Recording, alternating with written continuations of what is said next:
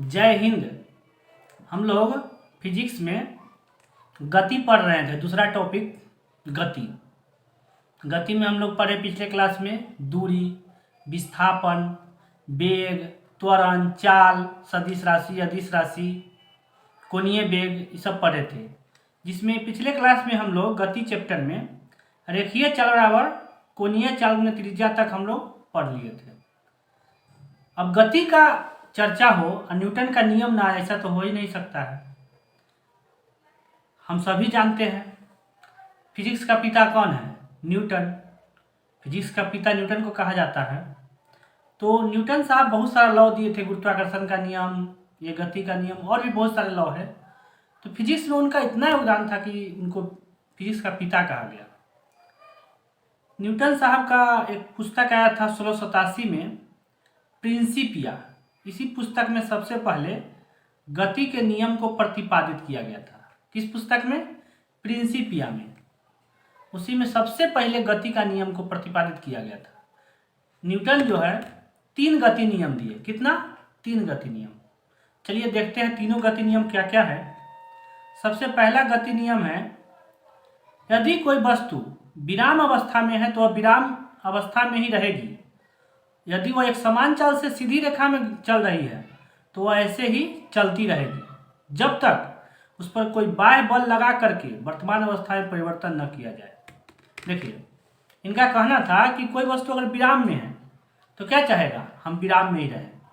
जैसे टेबल पर आप पुस्तक रख दिए तो क्या टेबल पर से अपने पुस्तक गिर जाएगा? नहीं ना गिरेगा। तो हर वस्तु चाहती है कि हम विराम में है तो विराम में ही रहे। जब तक कोई आकर के टेबल पर से पुस्तक नहीं उठाएगा तब तक पुस्तक वहाँ से हटेगा नहीं हटेगा। तो हर एक वस्तु चाहता है कि वह विराम में रहे। जैसे आप मान लीजिए रात भर ड्यूटी करके आए हैं, सोए हुए हैं, आराम से आराम कर रहे हैं, तो कब तक नहीं हिलिएगा, चाहिएगा कि हमको कोई उठाए। लेकिन कब उठ जाइएगा? जब कोई आकर के उधर से धकियाएगा, या उठो उठो, तुरंत उठ जाइएगा। यानी कोई भी वस्तु विराम में है तो विराम में ही रहना चाहेगा। ठीक है, जब तक कोई उस पर बाहरी बल ना लगे। आकर के बाहरी बल लगा देंगे कोई घर के आदमी, बस उड़ जाइएगा। और दूसरा कहें न्यूटन साहब प्रथम गति नियम में ही एक विराम वाला बोले और एक बोले कि एक समान चाल से सीधी रेखा में गति कर रही है तो वह एक समान चाल से गति करती रहेगी। ठीक है, ऐसा तो देखने को नहीं मिलता है। मान लीजिए हम साइकिल पर चढ़े, 2 पैडल मारे, वाह मस्ती हो जाएगा। तब तो आराम से बिना पैडल मारते ही चलते रहेंगे सीधे रोड में, क्या दिक्कत है? तो फिर साइकिल कहाँ रुक जाता है? देखिए दोस्तों, उस पर बाहरी बल लग जाता है। क्या चीज़? गुरुत्वाकर्षण नहीं लग जाता है? धरती खींच रहा है नीचे, वो भी एक लग गया। दूसरा घर्षण लग गया, है ना, तो साइकिल रुक जाता है। तो न्यूटन साहब का कहना है कि अगर बाहरी बल ना लगे, अगर मान लिया गुरुत्वाकर्षण ना लगता, घर्षण ना लगता, निर्वात रहता, हवा का भी घर्षण होता है, तो अगर हम एक समान चाल से कोई वस्तु को चला देना तो चलते रहेगा। ठीक है, तो 2 टाइप का दिया कि अगर विराम है तो विराम में ही रहेगा। बस इतना ही समझ लीजिए कि कोई भी वस्तु अगर विराम में है तो क्या चाहेगा? विराम में ही रहे। और एक समान चाल से गति कर रहा है तो एक समान चाल से गति करता ही रहे, ऐसा चाहेगा। कब तक? जब तक कोई आकर के उसको हटाएगा नहीं। हटा देगा बस उसका काम खराब हो जाएगा। पुस्तक रखल है टेबल पर, कोई उठा के उन्हें फेंक दिया, जाके खोजते रहिए कहाँ रखा पुस्तक। ठीक है, आगे चलते हैं। प्रथम नियम को गैलीलियो का नियम या जड़त्व का नियम भी कहते हैं। दोस्तों, गैलीलियो साहब ने भी एक जड़त्व का नियम दिया था, वो इसी से एकदम मिलता जुलता है।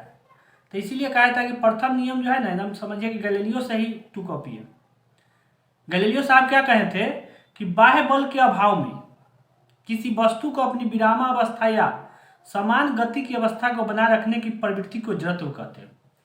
देखिए, हर वस्तु का एक गुण है, जड़त्व जो है वस्तु का एक गुण है कि जब तक कोई आदमी ऊपर से बाहरी बल पर नहीं लगाएगा, आदमी नहीं मैंने कोई भी कारण, जब तक उस पर कोई बाहर से बल नहीं लगाएगा वो चाहेगा कि हम विराम में ही रहें।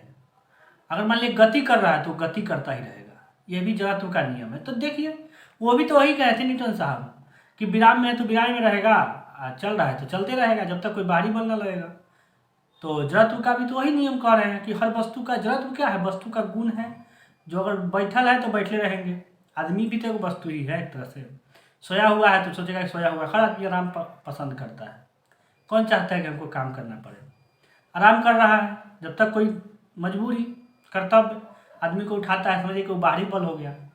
और हर आदमी चाहता है, जैसे धरती है, पृथ्वी अपना घूर्णन कर रही है, एक समान गति से घूर्णन कर रही है, तो लगातार कर रही है कि नहीं कर रही है, जब तक कोई इसको रोकेगा नहीं। मान ली पृथ्वी घूर्णन को रोक देगा तो रुक जाएगा कि नहीं रुक जाएगा, जब तक कोई बाहरी बल नहीं लग रहा है तो पृथ्वी घूर्णन कर रही है।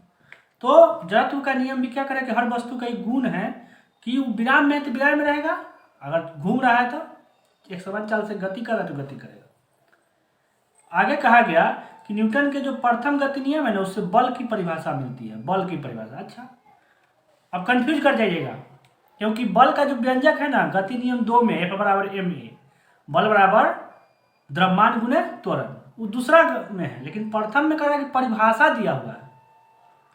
अब सोचिएगा परिभाषा कैसे हम मान ले कि प्रथम गति नियम में परिभाषा निकलता है प्रथम गति नियम से? हाँ निकलता है, ठीक से सोचिए। क्या कह रहा है कि कोई भी वस्तु विराम में है तो विराम में रहना चाहती है, जब तक कोई उस पर बाहरी बल न लगे। तो बल क्या होता है? धक्का या खिंचाव। मान लीजिए कि आप रूम में जा रहे हैं, दरवाज़ा लगा हुआ है, तो क्या दरवाज़ा अपने से खुल जाएगा? नहीं ना खुलेगा, मारिएगा दरवाज़ा को धक्का, तो धक्का या खिंचाव ही तो बल होता है ना। तो चाहता है दरवाजा कि हम ऐसा ही लगल रहे, लेकिन आप मार करके धक्का उसको दरवाजा को खोल दिए, नहीं तो कहिएगा कि थोड़ा दरवाजा उधर खींचो, खींच देगा।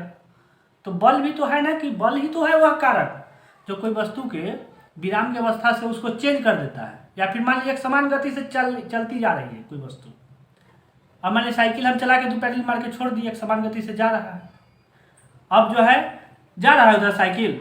आप जैसे मान लीजिए मोटरसाइकिल से जा रहे हैं, सामने से मोटरसाइकिल हुड़ करके अचानक दोस्त भेटा गया, तो क्या करते हैं? ब्रेक मारते हैं ना, यानी बाहरी बल लगा दिए, तब गाड़ी रुक गया।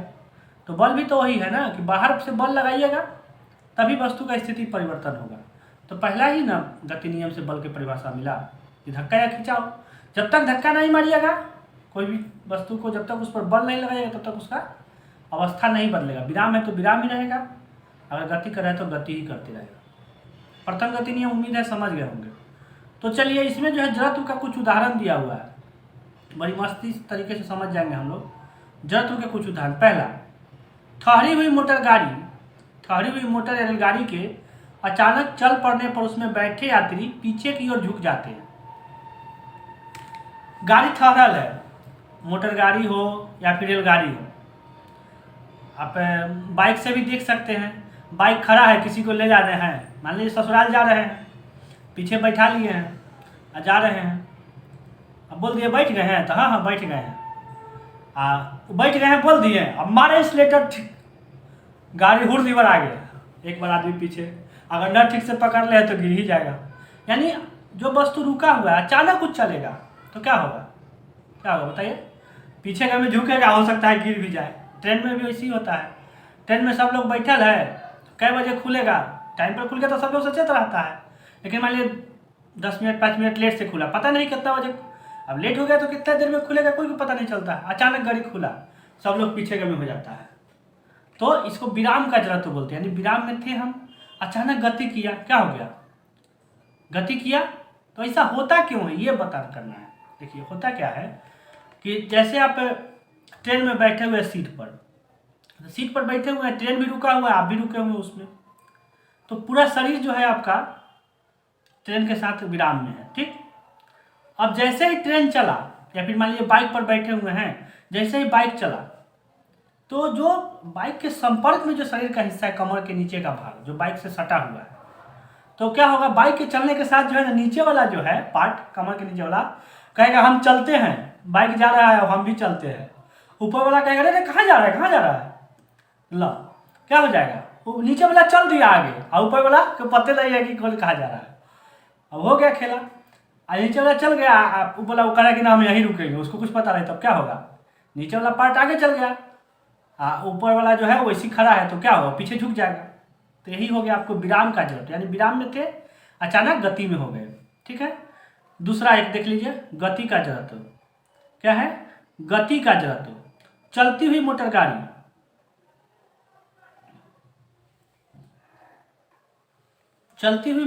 में क्या लिखा हुआ है? चलती हुई मोटर गाड़ी के अचानक रुकने पर उसमें बैठे यात्री आगे की ओर झुक जाते हैं। ये भी देख लीजिए, इसको बोलेंगे गति का जड़त्व। क्यों भाई? तो पहले से मोटर गाड़ी चल रहा था ना। अब चल रहा था तो क्या हुआ? गति में था। अब गति में जैसे शुरू में ऐसा होता है कि जैसे अचानक मोटरसाइकिल चला तो ऊपर वाला को पता नहीं है, वो झुक गया पीछे। लेकिन धीरे धीरे मान लीजिए कि जब मोटरसाइकिल चलने लगता है या फिर ट्रेन चलने लगता है तो पूरा शरीर जो है क्या हो जाता है? गति में हो जाता है। पूरा शरीर हो जाता है, शुरू में हो जाता है चेंज, लेकिन जैसे ही चलने लगता है कुछ समय चल जाता है तो रुक गया, पूरा शरीर गति में हो जाता है। ठीक है। अब ट्रेन में अचानक ट्रेन रुका तो क्या होगा? पूरा शरीर कह रहा है कि हम चल रहे हैं तुम्हारे साथ। उधर ट्रेन का ड्राइवर जो ब्रेक मारे तो जो ट्रेन के संपर्क में है वो पार्ट नीचे वाला जो है क्या हो गया? कहता है कि ट्रेन रुका है, हम भी रुकेंगे। ऊपर वाला को पता नहीं है कि रुक रहा है। अब ला क्या हो जाएगा? ऊपर वाला के कमर के ऊपर का भाग जो है उसको पता नहीं है, वो तो चल ही रहा है, और नीचे वाला क्या हुआ? रुक गया। तो हम लोग क्या करेंगे? वो आगे बढ़ रहा है ऊपर वाला, नीचे वाला रुक गया, तो क्या होगा? आगे की तरफ झुक जाएंगे। यानी गाड़ी चल रहा है, ठीक है, गाड़ी चल रहा है, अचानक रुकने पर नीचे वाला पार्ट जो है वो भी रुक जाएगा। आगे वाला कह रहा है कि हम बढ़ रहे हैं आगे, तुम रहो यहीं पे, आदमी आगे तरफ झुक जाता है। ठीक है, तो यही कहे थे। और इसका यूज भी कर सकते, जैसे कि अगला जो है कंबल को हाथ से पकड़ करके, कंबल को हाथ से पकड़ करके डंडे से पीटने पर धूल झड़ जाता है। कैसे झड़ जाता है बताइए? कंबल को हाथ से पकड़ लेते हैं, डंडा से पीटते हैं। कंबल पकड़ लिया ऐसे, मारे डंडा से, तो क्या होता है? उसमें जो धूल रहता है मारे कंबल को, तो जिसको मारेंगे ना उसी में गति होगा। जैसे कि अब होगा गिलास पे कूट रख दीजिए, उस पर कूट पे सिक्का रख दीजिए, मारेगा कूट पे तो कूट जो है भाग जाएगा, सिक्का नीचे गिर जाएगा। ये भी वो गति जड़त्व का ही कारण है। कि सिक्का के तो हम नहीं मारे थे, जिस पर बल लगाएंगे वही पे, क्योंकि हर वस्तु का नियम होता है कि हम विराम में तो विराम में रहेंगे, गति करें तो गति में रहेंगे। तो इसमें क्या है कंबल में कि धूल कह रहा है कि हमको तो नहीं मारे हैं ना, कंबल को मारे हैं। तो कंबल कहता है कि हमको मारे हैं तो हम हिल रहे हैं, और धूल बोलता है कि जड़त्व का नियम है कि हम विराम में तो विराम में रहेंगे। धूल बोलता है हम यहाँ से नहीं हटेंगे। अब मारते हैं डंडा, बोलते कैसे नहीं हटेगा? तो कंबलवा को मारते हैं, कंबल बोलते हैं हम चले। धूल कहता है अरे मत जाओ, हम तो यहीं रहेंगे। लो, अब कंबल इधर उधर हुआ, धूल वहीं पे है, धूल नीचे गिर जाएगा। तो ये हो गया आपको। चलिए, जड़त्व समझ गए। एक होता है विराम का जड़त्व, एक होता है गति का जड़त्व। यानी विराम में है, अचानक गाड़ी चला, पीछे तरफ झुक गए, विराम का जड़त्व हुआ। गति में है, अचानक गाड़ी रुक गया तो आगे तरफ झुक गए, गति का जड़त्व। उस सिक्का वाला भी देख लेते हैं। गिलास में जो ऊपर कूट रख दीजिए, कूट के ऊपर सिक्का रख दीजिए, चाहे तो आप कर सकते हैं। अब कूटवा पे ना क्या कीजिए, मारिए, क्या होगा? सिक्का नीचे गिर जाएगा गिलास में। क्यों गिर गया? क्योंकि कूट पर मारे तो कूट भागेगा, गिलास के मतलब कि सिक्का पर थोड़ी मारे थे हम। तो सिक्का कहेगा कि हम यहीं पे रहेंगे, कूट आगे भाग जाएगा, सिक्का गिलास में। चलिए आगे देखते हैं। इसमें एक संवेग भी पढ़ना है, क्योंकि जब दूसरा गति नियम पढ़िएगा ना तो संवेग का काम आएगा, इसलिए पहले संवेग पढ़ लेते हैं। किसी वस्तु के द्रव्यमान तथा वेग के गुणनफल को उस वस्तु का संवेग कहते हैं। देखिए, एक होता है वेग। वेग तो समझ रहे हैं ना, कि जैसे कोई वस्तु गति कर रहा है जिसमें दिशा हो, सदिश राशि होता है वेग। तो और इसमें आ गया संवेग। संवेग क्या होता है ये बताइए? वेग तो हम जानते हैं, पहले से पढ़ चुके हैं, लेकिन संवेग क्या होगा? जैसे एक आदमी मोटरसाइकिल से धक्का मारेगा उतना ही स्पीड में, उतना ही वेग से, 10 की स्पीड से मान लिया कोई आदमी मोटरसाइकिल से धक्का मारेगा, कोई आदमी साइकिल से मारेगा। बताइए ज़्यादा क्षति किसमें होगा? मोटरसाइकिल से। और उसमें भी कोई अगर ट्रक से मार दिया तब तो काम ही तमाम है, कोई बचने का चांस ही नहीं है। यानी मास डिपेंड करता है कि कितना ज़्यादा मास के साथ मारा है, यानी कितना ज़्यादा द्रव्यमान के साथ मारा है, वही संवेग हो गया। यानी कि आप कितना ज़्यादा द्रव्यमान के साथ मार रहे हैं, वेग तो ठीक है, लेकिन वेग के साथ अगर द्रव्यमान mv, यानी कितना द्रव्यमान से मार रहे हैं धक्का, ये हो गया संवेग। द्रव्यमान के साथ वेग, यानी संवेग बराबर क्या हो जाएगा?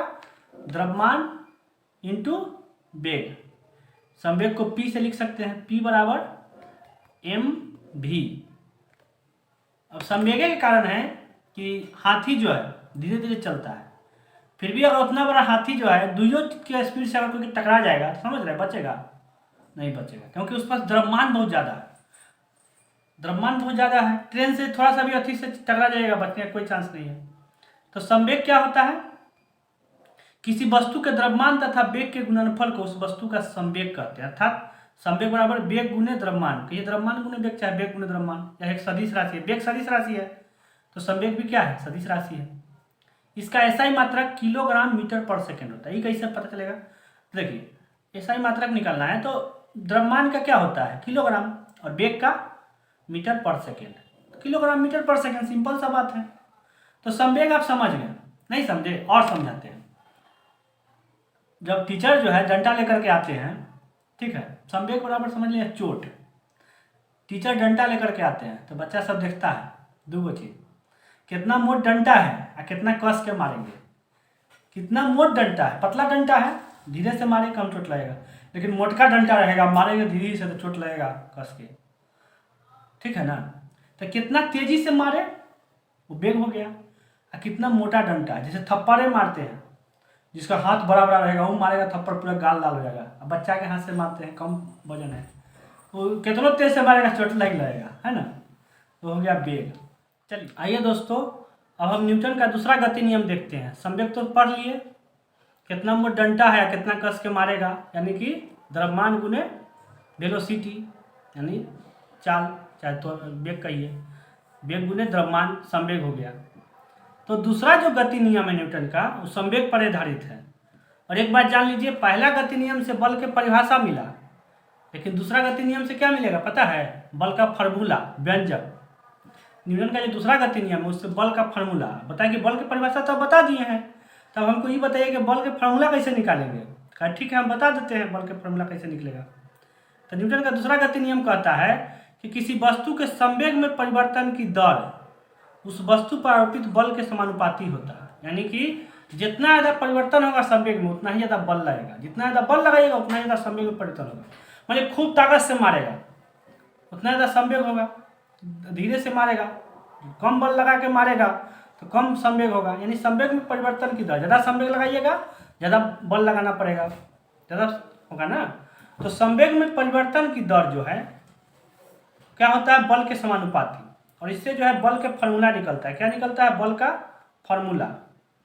ये यहाँ पे कह रहा है कि अगर बल F हो और बल के दिशा में जो त्वरण है वो A हो और द्रव्यमान m हो तो F बराबर क्या निकलेगा, ma। F बराबर ma, ये फार्मूला होता है, बल बराबर द्रव्यमान गुणे त्वरण। लेकिन निकलेगा कैसे, न्यूटन साहब बोले कि हम ना बल के फार्मूला निकाले हैं। बोले बताइए ना कैसे निकाले हैं। तो कहे कि देखिए जितना ज़्यादा ताकत से मारिएगा, जितना ज़्यादा बल लगा के मारिएगा उतना ज़्यादा संवेग होगा। तो संवेग में परिवर्तन जो है ना उसका दर जो है वो बल होता है। ठीक है बता दीजिए थोड़ा सा हमको भी, ये जो बल है ना क्या होता है, संवेग क्या होता है, मास इंटू वेलोसिटी। तो कहे कि मास इंटू वेलोसिटी जो है उसमें परिवर्तन की दर यानी संवेग में परिवर्तन की दर वो होता है बल।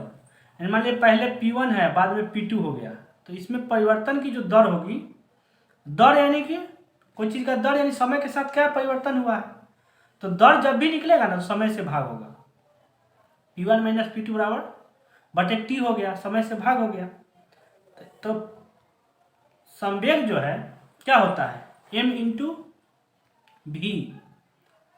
तो देखिए द्रव्यमान तो नहीं बदलेगा ना, अगर 50 किलो का तो 50 किलो का रहेगा, खूब स्पीड चलेगा तो क्या 55 किलो का रहेगा, नहीं ना 50 किलो का रहिएगा। तो वेग बदलता है, स्पीड चलिए चाहे धीरे चलिए तो वेग बदल जाएगा।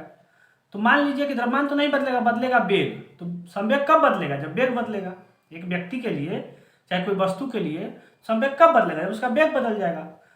तो मान लीजिए पहले mv1 था, पहले था वेग mv, पहले संवेग था उसका mv1, ठीक, अब बाद में हो गया mv2। तो परिवर्तन कितना हो गया, mv1 माइनस mv2। पहले था mv1 बाद में हो गया mv2। कहा कि हमको परिवर्तन नहीं, हमको दर भी यानी समय से भाग करना होगा, mv1 माइनस mv2 बराबर बटा t हो जाएगा। कहा ठीक है। अब बताइए यहाँ भी m है और यहाँ भी m है, m कॉमन ले लेते हैं, m कॉमन ले लेते हैं, ठीक। क्या करते हैं, m कॉमन ले करके v1 माइनस v2, यहाँ पर कुछ दिख रहा है, v1 माइनस v2 बटा t पढ़े थे त्वरण में।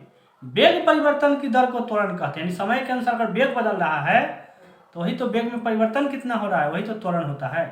तो ये क्या हो जाएगा, पूरा का पूरा क्या हो जाएगा, ये पूरा जो हो जाएगा वो त्वरण हो जाएगा। यानी क्या हो गया, द्रव्यमान गुने त्वरण क्या हो जाएगा, बल। तो बल का आपको फॉर्मूला पता चल गया। बल बराबर क्या होता है, द्रव्यमान गुने त्वरण। समझ गए, इतना याद रखिए। दूसरा गति नियम, उसमें व्यंजक मिलता है, फॉर्मूला मिलता है। कैसे निकलेगा, तो संवेग में परिवर्तन कर दीजिए, दर से भाग कर दिए, समय से भाग कर दिए, निकल जाएगा। अब क्या न्यूटन साहब की एक और फार्मूला, हम एक और गति नियम दे रहे हैं कि दे दीजिए, तो हम भी पढ़ लेते ही। तो सबसे मजेदार है न्यूटन का तीसरा गति नियम। सबसे कहीं कोई मजेदार है तो यही वाला है। न्यूटन का तीसरा गति नियम, प्रत्येक क्रिया के बराबर परंतु विपरीत दिशा में प्रतिक्रिया होती है। प्रत्येक क्रिया के बराबर परंतु विपरीत दिशा में। मान लीजिए कोई आपको खींच के एक चापट मारा, खींच के मारा, तो क्या कीजिएगा, आपका कैसा मन करता है, हम भी इसको कम से कम जितना कस के मारा है ना उतना कस के जरूर मारते हैं। विपरीत ऐसा नहीं है कि अपने आप मारिएगा, उसको ना मारिएगा, उसके विपरीत आपके मन अंदर भी गुस्सा आता है कि उसको मारे हम। तो हर क्रिया के विपरीत एवं बराबर कम से कम उतना तो जरूर आना चाहिए गुस्सा।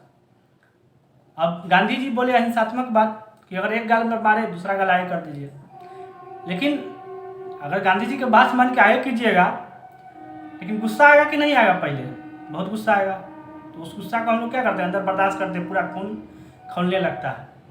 तो हर क्रिया के विपरीत और बराबर प्रतिक्रिया होता है। कैसे होता है, विपरीत, और विपरीत दिशा में होगा। मान लीजिए हम दीवार को उधर धक्का मारे, दीवार हमको इधर धक्का मारेगा विपरीत दिशा में, ठीक। और मान लीजिए हम 10 न्यूटन का बल लगा रहे दीवार पर, अगर दीवार खड़ा है तो वो भी 10 न्यूटन लगा रहा है। ये हाथ है, मान लीजिए इसको हम धकेल रहे हैं, तो जितना ई लगा रहे उतना ही हम लगा, तभी हाथ यहाँ खड़ा है। ई ज़्यादा हो जाएगा तो उसको धक्का मार के उधर पहुँचा देगा। तो हर क्रिया के विपरीत और बराबर जो है प्रतिक्रिया होता है, और किधर होता है, विपरीत दिशा में होता है, याद रखिएगा। तो इसका कुछ उदाहरण दिए हैं। बंदूक से गोली चलाने पर चलाने वाले को पीछे की ओर धक्का लगना। अब देखिए एक बात बताइए आप हमको, बंदूक से मारते हैं गोली, तो गोली चल जाता है 2 किलोमीटर, 2 किलोमीटर 3 किलोमीटर जो जैसा गोली रेंज रहेगा, और बंदूक जो हल्का से झटका लगता है। ऐसा क्यों, गोली जब 2-3 किलोमीटर चला गया तो बंदूक को 3 किलोमीटर पीछे धर ले चल जाता आपको। तो देखिए बात ये है ना कि गोली छोटा सा होता है, कुछ ग्राम का होगा, अब बंदूक तो भारी होता है, साथ में आप पकड़े हुए हैं तो आपका भी वजन है, तो क्या होगा, आपका वजन ज़्यादा है तो m/v, आपका मास तो बहुत ज़्यादा हो गया, हल्का सा वेग आपको आएगा, हल्का झटका मारेगा।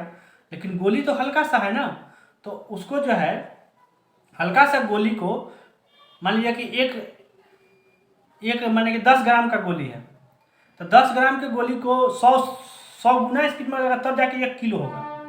1 किलो का माने 1 किलो का, कोई मान लीजिए कि बंदूक है 1 kg का, 1 kg का ही बंदूक है और 1 मीटर पर सेकंड से जा रहा है। फिर से समझ लीजिए, 1 किलो के हम बंदूक ले लें, ठीक, और 1 मीटर पर सेकंड से हमको 1 मीटर ही पर सेकंड का झटका लगेगा। कब, मान लीजिए 10 ग्राम की गोली है, तो 10 ग्राम की गोली है तो ऐसा ऐसा कितना हमको चाहिए, तब जाके 1 गुने 1 किलो पूरेगा। 100 तो ना 100 × 1000, 10 ग्राम का है ना, तो 1 किलो इसको भी पूरा नहीं, 100 के स्पीड में जाएगा, 10 ग्राम की गोली 100 के स्पीड में जाएगा, 100 × 1000, तब 1 पूरेगा, 1 kg। 1 kg जो है बंदूक हल्का सा 1 मीटर प्रति सेकंड का झटका लगेगा, यानी ज़्यादा भार रहेगा ना तो आप जो है हल्का सा आपको झटका लगेगा, ठीक है। तो क्या होगा, बंदूक से जब छूटता है गोली तो क्या होता है, झटका लगता है, तो प्रतिक्रिया तो हुआ ना भाई। गोली को आप भगाए बड़ा दूर, तो गोली कहा कि हम छोटे हैं तो क्या हुआ, हम में भी पावर है, हम भी बंदूक को धक्का मारेंगे। मान लीजिए कि आप बड़े आदमी हैं, छोटा सा बच्चा है, वो मारेगा उधर से धक्का, आपका तेरे थोड़ा से हम हिलेंगे, काहे हमको मार रहा है झटका, हिलेगा तो है नहीं, लेकिन आप मारिएगा तो बचवा उड़ियाई तो चल जाएगा, ठीक है। तो आपको क्या करना है, एक और एग्जाम्पल देख लीजिए। कह रहा है कि नाव के किनारे पर कूदने पर नाव को पीछे की ओर हट जाना। जैसे जा रहे हो, कभी नदी उदी से जाते हैं, कभी नाव पर बैठ करके, जब किनारा पर आता है ना नाव, तो आदमी जब उधर कूदेगा ना तो नाव हल्का हिलता है। अब नाव ऐसा थोड़ी है कि आप खुल के मान लीजिए कि 2 फीट चल गए, नाव 2 फीट चल जाएगा, अरे नाव भारी है, उसमें और आदमी बैठा हुआ है तो हल्का सा हिलेगा, पानी नीचे है। तो क्या होता है, आदमी जब कूदता है तो वो जो है नाव को पीछे तरफ पैर से जो है बल लगाता है, ठीक। उसके बाद एक और है, सबसे फेमस एग्जाम्पल तो रॉकेट वाला है। रॉकेट कैसे उड़ता है, सम्यक संरक्षण के सिद्धांत पर, तो उसमें भी क्रिया प्रतिक्रिया वाला फॉर्मूला लग रहा है। रॉकेट जो है पीछे तरफ धुआं छोड़ता है, तो धुआं बोलता है कि हमको तुम पीछे देख रहा है ना, हम भी तुमको धक लेंगे आगे, तो क्या होता है, रॉकेट आगे भागे चल जाता है, ठीक है। तो आज के लिए इतना ही। जय हिंद, जय भारत। अगर वीडियो अच्छा लगे तो वीडियो को लाइक करें और चैनल को सब्सक्राइब करें।